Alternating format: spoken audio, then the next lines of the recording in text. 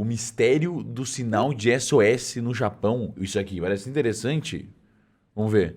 Um dos casos mais intrigantes que eu já contei nesse canal, envolvendo um esqueleto, um pedido de ajuda e uma fita cassete com uma mensagem horripilante. Esse é o caso do misterioso sinal de SOS que aconteceu lá no Japão em 1989. Olá, amizades! Tudo bem? Meu nome é Luísa. Oi, amizade. Kemi, ou só a Kemi. Bem-vindos de volta ao Cafezinho Investigativo, Obrigado. canal do YouTube em que falamos sobre os casos reais, mistérios e lendas urbanas que aconteceram em Aquele ali países atrás é da o Ásia. Jungkook. Se você não está inscrito no canal, por favor, se inscreva e De coelhinho? assista todos os vídeos da playlist. Falo isso sempre, falo, mas vai que você esqueceu, sei lá. É o Rodrigo Faro. Em julho de 1989, dois hikers que eram lá de Tóquio, no Japão, estavam viajando para outra cidade chamada Hokkaido para fazer trilha. Então, lá na tarde do dia 24, os dois resolveram fazer uma trilha no Parque Nacional, mais especificamente... Pera, caralho! Vocês estão vendo? Tem um OVNI, um OVNI! Eles queriam Já resolveu o caso. Eram alienígenas. subir uma montanha chamada Asahi Dake, que é conhecido como o pico mais alto da cidade e também um vulcão ativo. Um Só OSNI? que esse não era um parque qualquer, na verdade se tratava do maior parque nacional lá do Japão, com várias regiões de mata inexploradas pelos seres humanos, com várias regiões montanhosas e também toda aquela região era conhecida como o playground dos deuses. Muito provavelmente por ser uma paisagem maravilhosa, Que bonito, mas caralho. também porque é uma região conhecida pelos deuses brincarem com os seus visitantes. Que isso? Os dois resolveram seguir o Nossa, eu ia muito dar um rolê aí, caralho. Que da hora esse lugar. caminho normal da trilha que a maioria dos visitantes seguiam, porque lá do topo da montanha era possível ver uma vista panorâmica maravilhosa de todo o parque. Mas aí o tempo foi passando e o sol se pôs, daí a família e os amigos desses dois trilheiros, desses dois praticantes de hiking, ficaram muito preocupados, porque eles não voltaram na hora que avisaram que iam voltar. Como a região ali do parque... Hiking é fazer trilha, não é? Eu chamo isso de fazer trilha. Você vai fazer uma trilha e você dá e volta. Que era bem selvagem, digamos assim, todos ficaram preocupados e avisaram as autoridades que os dois estavam desaparecidos. Afinal de contas, pode ser que eles estivessem machucados em algum lugar, não conseguindo andar ou tivessem se perdido. Foi então que a equipe de resgate fez buscas extensas lá na área do parque. Tiveram várias equipes a pé tentando percorrer a mesma trilha que esses dois fizeram mais cedo e também vários helicópteros tentando avistar de cima. Algumas horas foram se passando e o dia estava quase acabando, eles estavam quase desistindo de procurar os dois, pelo menos por esse dia, né? Até que um dos helicópteros de busca avistou uma coisa muito estranha lá embaixo, que era um sinal escrito bem grande, SOS, em poucos quilômetros ali da trilha onde os dois desapareceram. E esse sinal parecia ser feito com toras de madeira, era uma estrutura bem impressionante. Como isso era um claro pedido de ajuda, todos os esforços de busca se concentraram ali naquela área onde ficava o sinal. O helicóptero ficava rodando a parte de cima para tentar localizá-los e finalmente os policiais e bombeiros a pé conseguiram encontrar os dois hikers desaparecidos que estavam ali numa caverna a 2-3 quilômetros de distância do sinal de SOS. E os dois estavam inconscientes no momento em que os policiais chegaram, mas aparentemente eles não estavam machucados ou não estavam com nenhum problema para caminhar, digamos assim, para voltar. Não é como se eles tivessem sofrido um acidente ou tivessem sido atacados. Então agora os dois hikers resgatados foram levados até um helicóptero para serem levados... Pera, eles estão inconscientes, eles estão dormindo, então. Eu achei que eles estão, tipo, desmaiados, sei lá. Bom, é isso. Os outros 20 minutos de vídeo eu acho que é... Mano, ela contando causos da vida. Acabou o mistério. Até a cidade, receber tratamento e tudo mais. Lá dentro do helicóptero eles... Até eles revelarem, não fomos nós que escrevemos a mensagem. Com comida e água. E como os dois estavam num estado mental ok, eles conseguiram conversar com as pessoas que os resgataram. teve algum momento em que um bombeiro puxou essa conversa com os dois, falando o quanto que ele estava impressionado com o fato de que os dois conseguiram É isso mesmo, nem criar uma fudendo. estrutura ali para pedir ajuda, esse sinal de SOS que era gigantesco, e ele ficou perguntando como é que eles criaram esse sinal em tão pouco tempo. Até porque se não fosse por esse sinal, provavelmente eles não teriam sido encontrados naquele dia. Nesse momento, os dois hikers se encararam com uma cara de confusão e responderam juntos pro policial que eles não sabiam o que ele estava falando, que eles não estavam entendendo o que ele queria dizer com essa conversa. E o policial continuou insistindo, falando, não, o sinal de SOS que vocês colocaram na mata é bem grande, Foram os ajuda. deuses. E aqui vem o primeiro plot twist desse caso. Eles não criaram o sinal de SOS. Eles nem sabiam que essa estrutura estava ali por perto. Na verdade, foi pura sorte que eles estavam do lado. Foi então que subiu um arrepio em toda a espinha de toda a equipe envolvida. Será que tinha outra pessoa desaparecida naquele local? Se não foram eles que construíram, então quem fez? No dia seguinte, várias unidades policiais voltaram para aquela mesma região acreditando que outra pessoa estava precisando de ajuda, e aí dessa vez foram várias equipes a pé mesmo para investigar o local. E lá de perto eles conseguiram... Como ela sabe que todo mundo ficou arrepiado, deixa ela fazer a narração dela, pô, botar um drama na cena. Deixar mais interessante, mais emocionante. E então... o policial coçou a cabeça, olhou para o lado e pensou, quem poderia ter escrito? O quão profissional e difícil era a construção daquele sinal de SOS. O sinal, como um todo, ele media 18 metros de comprimento e 5 metros de altura, bem grande mesmo, para que pudesse ser visto do céu pelos helicópteros. E, assim, quando eles investigaram de perto, parecia que essa estrutura era feita com toras de madeira de bétula, que parece que eram árvores que podiam ser encontradas no parque, mas, assim, não exatamente naquela área em que estavam. Então, elas foram carregadas até lá, e essa estrutura também não ficava 100% no chão. Eram várias toras colocadas umas em cima das outras, às vezes em cima de algumas árvores, para que, né, a copa das árvores lá da floresta não pudessem encobrir o sinal. Então, ele tinha, assim, uns 5 metros de altura. Não Caralho. foi um trabalho nada fácil, e provavelmente a pessoa que construiu isso aí tinha uma força impressionante. Foi aí que a equipe fez uma descoberta assustadora, e parece realmente de uma série de suspense. Quando eles chegaram perto desse local, eles encontraram um esqueleto humano que parecia ter alguns ossos fraturados, outros que tinham mordidas de animais, provavelmente raposas que moravam nessa região. E pelo estado, parecia que os ossos já estavam lá faz um tempo. Os policiais andaram mais pela região e encontraram outro objeto, que era uma mochila que parecia ser bem antiga, apenas 100 metros do esqueleto.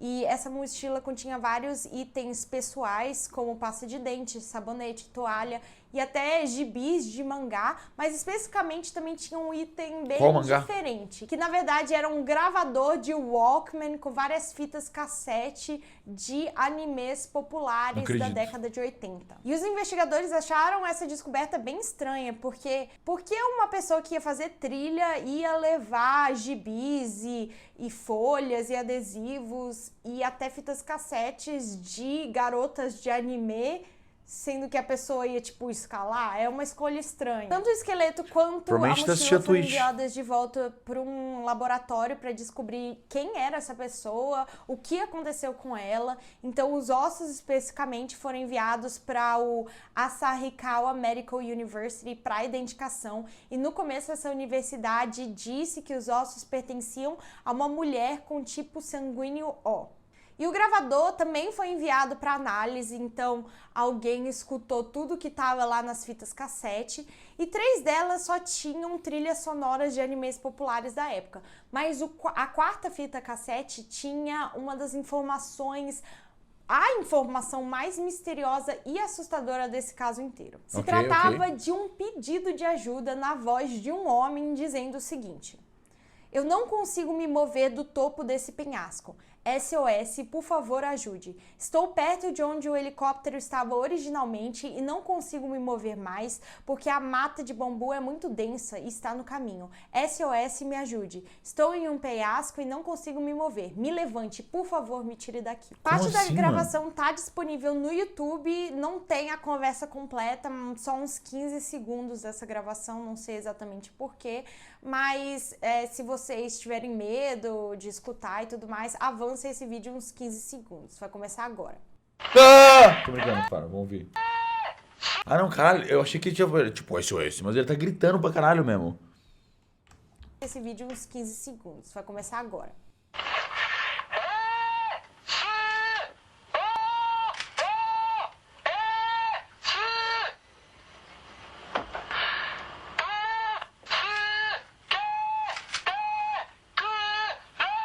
E quando foi divulgado esse áudio, o mundo inteiro ficou em absoluto choque. Não importava se as pessoas falavam japonês ou não. Por que ele tava gravando isso? Por que ele gravou isso?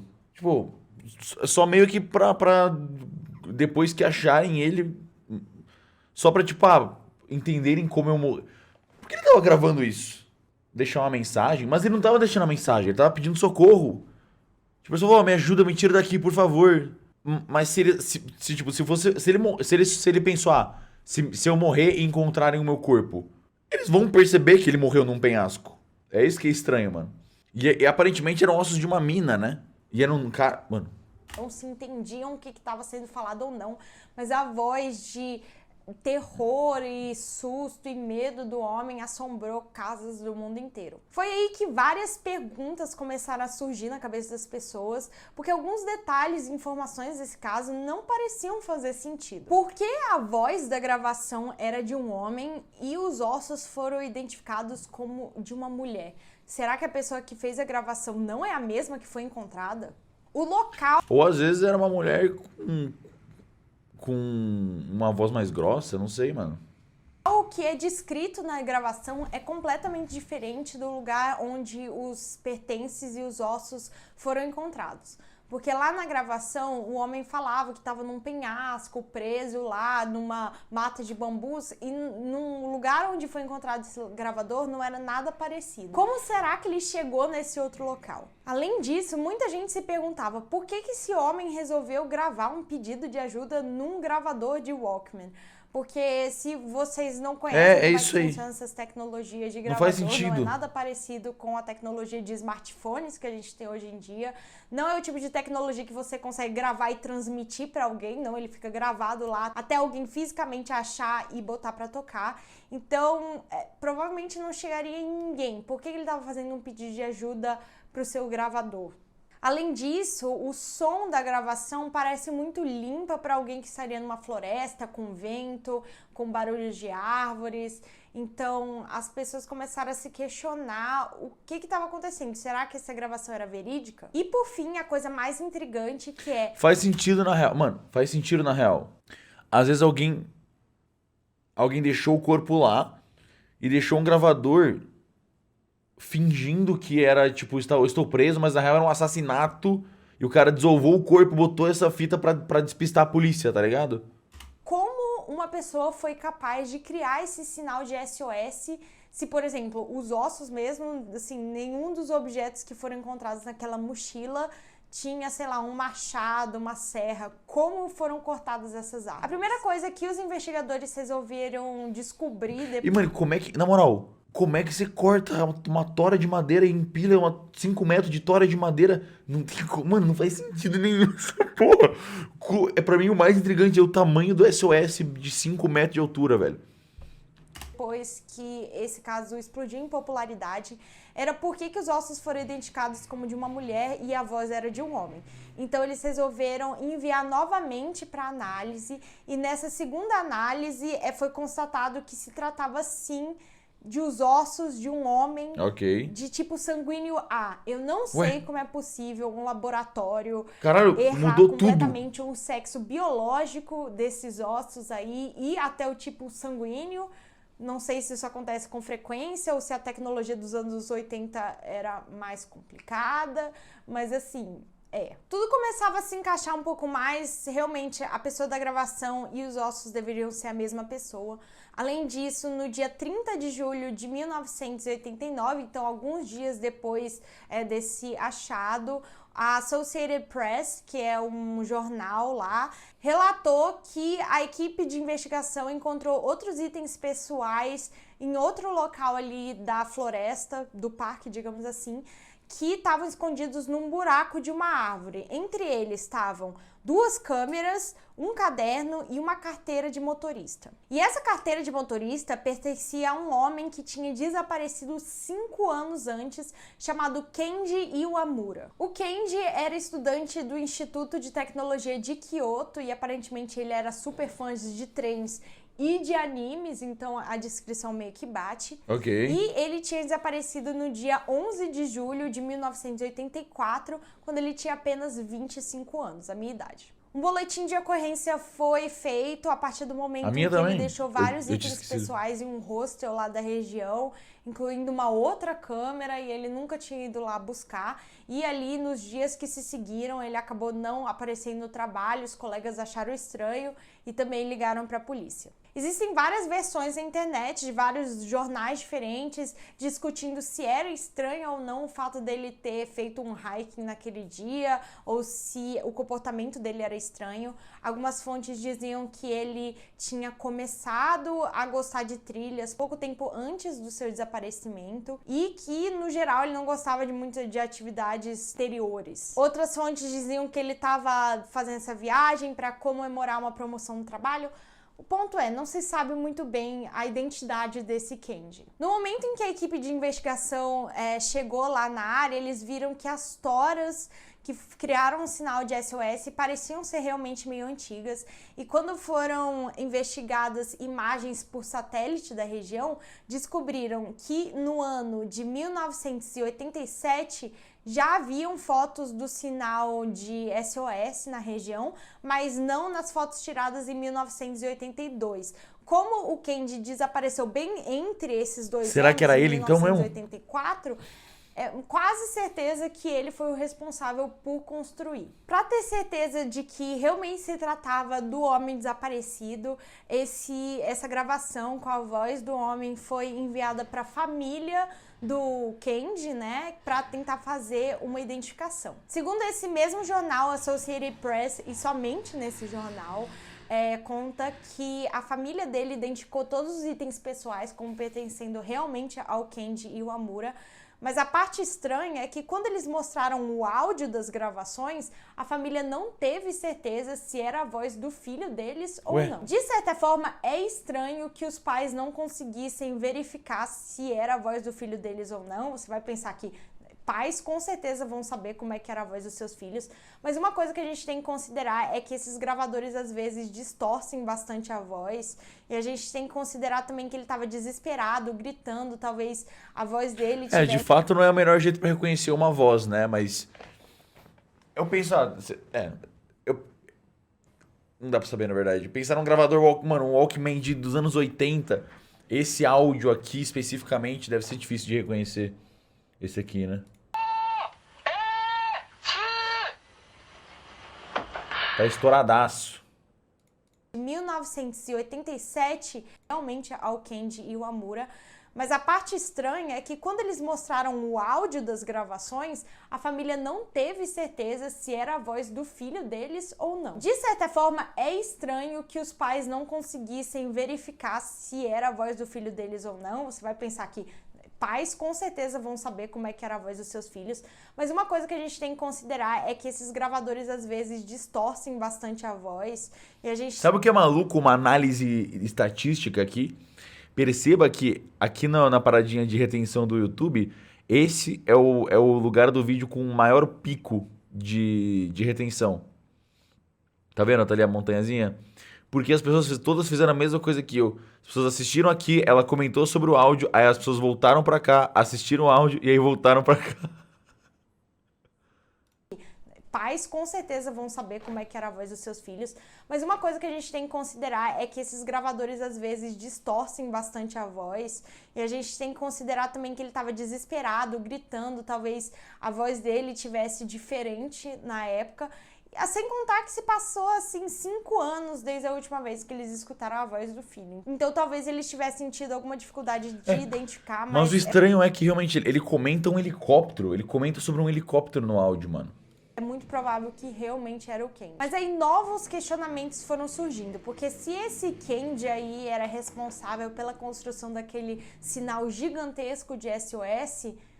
Como, basicamente? Porque, segundo as autoridades, o Kendi parecia ter uma baixa estatura, não ser um homem muito grande, tanto é que no começo achavam que ele era o esqueleto de uma mulher, né?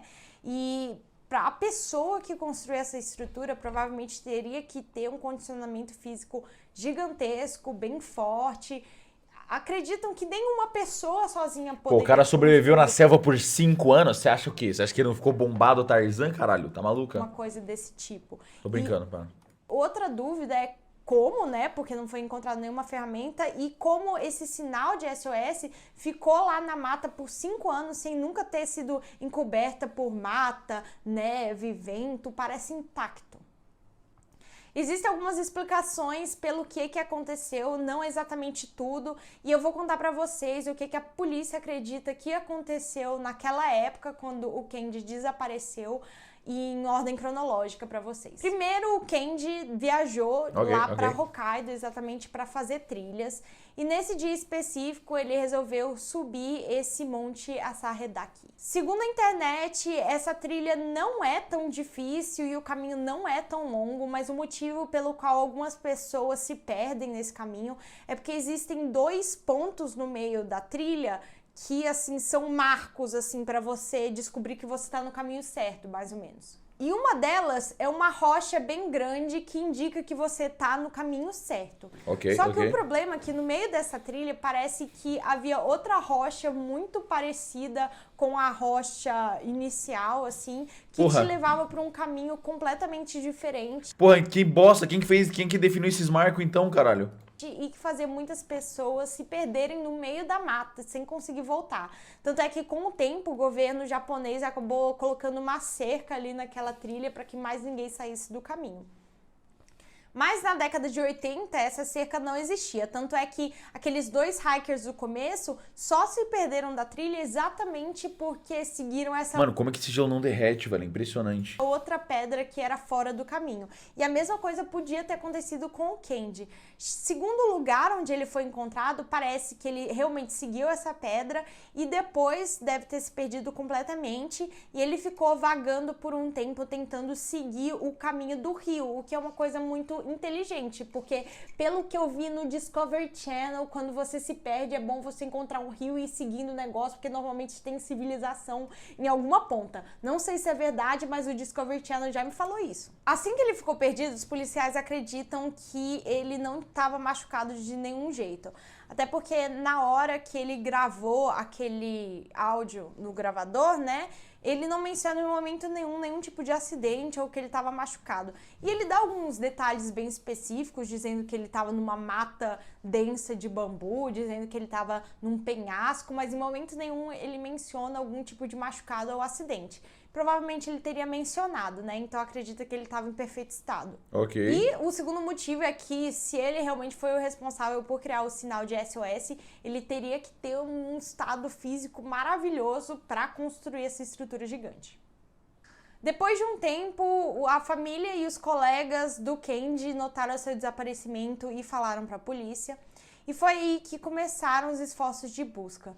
Em algum ponto, o Kendi viu um dos helicópteros de busca e resolveu ir para algum ponto mais alto para que o helicóptero conseguisse avistá-lo. Então foi nesse momento que ele deve ter subido em algum penhasco que ele encontrou no parque e ter feito aquela gravação que ele descreve, né, o cenário de um penhasco. Só para refrescar a memória de vocês, ele fala: não consigo me mover do topo desse penhasco. SOS, por favor, me ajude. Estou perto de onde o helicóptero estava originalmente. Para as pessoas que se perguntam... Mano, porque ela apontou uma arma pra própria cabeça pra ler essa... Será que ela tá sendo forçada? Estou perto de onde o helicóptero estava originalmente. Para as pessoas que se perguntam por que ele gravaria a voz dele num gravador, sendo que ele não poderia transmitir esse pedido de ajuda para lugar nenhum, algumas pessoas acreditam que ele fez essa gravação porque provavelmente no momento em que ele estava pedindo ajuda, ele podia estar perdendo a voz, ficando cansado, desidratado. Se ele colocasse no gravador e botasse para tocar no máximo volume, talvez esse pedido de ajuda poderia chamar a atenção de alguém. Como ele não foi avistado por nenhum helicóptero, ele resolveu descer do penhasco e ir para outro ponto do parque. Não se sabe se ele gravou esse pedido de ajuda antes ou depois de construir aquele sinal gigantesco de SOS, mas uma coisa ficou assim esquisita na mente dos investigadores e da população no geral, que era: por que ele decidiu construir esse sinal de SOS se seria muito mais fácil e menos extenuante se ele só continuasse seguindo o caminho onde ele estava? Porque, como eu falei antes, assim que ele se perdeu, ele foi seguindo o caminho do rio, né, que ele tinha encontrado já. E ele estava a apenas 12 quilômetros de uma civilização. Se ele continuasse, se ele usasse toda a força que ele tinha no corpo para ir continuar caminhando nessa direção, ele ia encontrar uma cidade novamente. Ou ele poderia tentar descer, sentir onde o solo tá indo para baixo e, né, ele estaria descendo a montanha e ainda seria um esforço mais bem direcionado do que colocar esse sinal de SOS, que provavelmente ele demorou muito tempo para construir e até lá não se sabe, né, se as buscas continuaram por todo esse tempo. Isso aí só é o que 12 muita quilômetros, gente falou porra. 12 quilômetros você faz, mano, 12 quilômetros você mata em 2 horas. Discussões nos fóruns É japoneses rapidinho, caralho. sobre o caso, porque assim, não Pensando que pode ter um mato, talvez 3 horas, dependendo. era Um um mato fechado 3, 4 horas, é tranquilaço. caminho que as pessoas podiam se perder, mas não era tão selvagem, tipo o meio da Mata Atlântica, entendeu?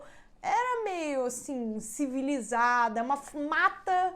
Não sei exatamente como é que é, porque eu nunca estive lá, mas segundo os japoneses, assim, se ele tivesse seguido o rio, se ele tivesse seguido o declive do solo, parecia mais intuitivo, digamos assim. E a segunda coisa que os japoneses acham super estranho é como é que ele conseguiu montar essa estrutura gigante. Ele não tinha nenhuma visão de cima de como é que parecia esse SOS, que era assim grande pra caramba, e parece que ele não tinha o tipo físico suficiente para conseguir construir. Por isso que muitas pessoas acreditam que ele conheceu alguém no caminho, que é uma história meio esquisita, mas que ele conheceu alguém no caminho e que também estava perdido e ajudou ele a construir esse sinal de SOS. Como eu disse anteriormente, ele foi criado com madeira de bétulas, e essas bétulas foram carregadas por 100 metros até aquela região onde o sinal foi construído. Será que um homem meio baixinho sozinho conseguiria fazer isso? E o esqueleto foi encontrado com algumas fraturas eram os aliens, por exemplo. Será que ele sofreu algum tipo de acidente depois de construir? Ou será que ele era um reptiliano? Sinal? Ou será que foram animais depois de que ele já tinha, né? Não se sabe. Eram e os onde OSNIs. está o machado ou a serra que ele usou para construir esse sinal? Pô, eles nunca analisaram como... Isso que eu tô curioso. Como que as árvores... Tipo assim, não só como ele levou os troncos das árvores pra formar essa estrutura, como ele cortou essas árvores, mano. Como ele cortou essas árvores?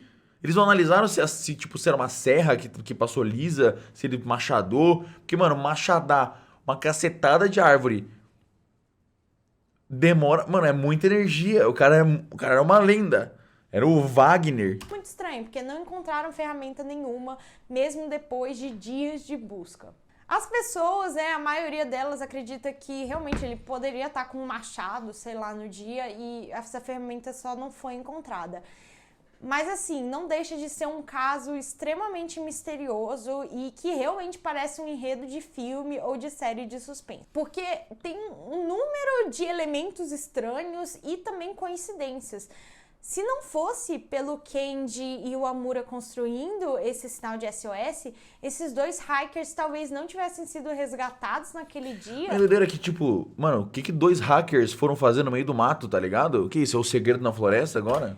E quem sabe o que poderia ter acontecido com eles? E isso 5 anos depois da sua construção. Então, é muito interessante. Se vocês gostam desse tipo de caso, assim, mais misterioso, coisas inexplicáveis, eu acho que vocês também... Tô triste que a gente nunca vai saber o que aconteceu, mas a história foi boa.